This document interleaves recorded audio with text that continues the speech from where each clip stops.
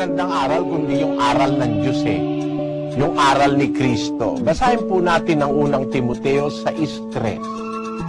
Kung ang sino may nagtuturo ng ibang aral at hindi sumasang-ayon sa mga salitang nakagagaling, sa makatwid ay sa mga salita ng ating Panginoong Hesukristo at sa aral na ayon sa kabanalan.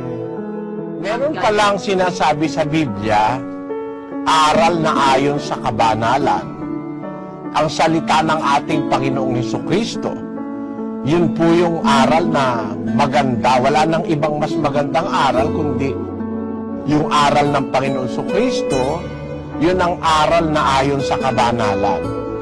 Kung ang sino man nagtuturo ng iba ron at hindi sumasang-ayon doon, ang sabi sa 4, ang mga gayon ay palalo. So, kapalaluan po sa Diyos, magturo ka ng iba kaysa dun sa itinuro na ni Kristo. Dapat kasing ang paniwalaan natin, yung kaisa-isang guro na galing sa langit para matupad yung ating ipinapanalangin.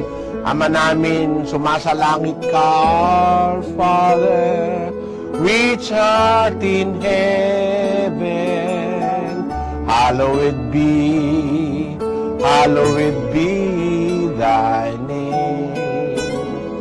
Thy kingdom come, thy will be done in earth as it is in heaven. Sundin ang kalooban mo kung paano sa langit, gayon din sa lupa. Ano po ang susundin natin? Yung kalooban ng Diyos na nasa langit, ganun natin susundin sa lupa. Sino po ba ang may dala nun?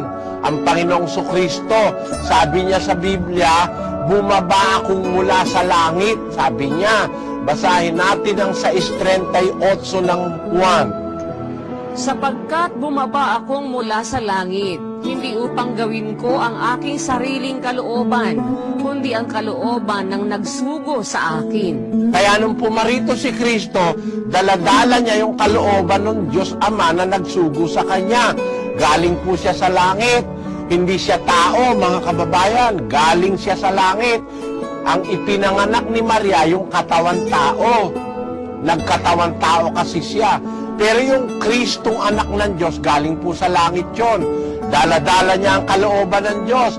Itinuro niya sa atin sa lupa.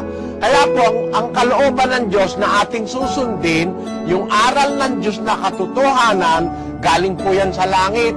Yun ang kalooban ng Diyos sa langit na dapat masunod sa lupa.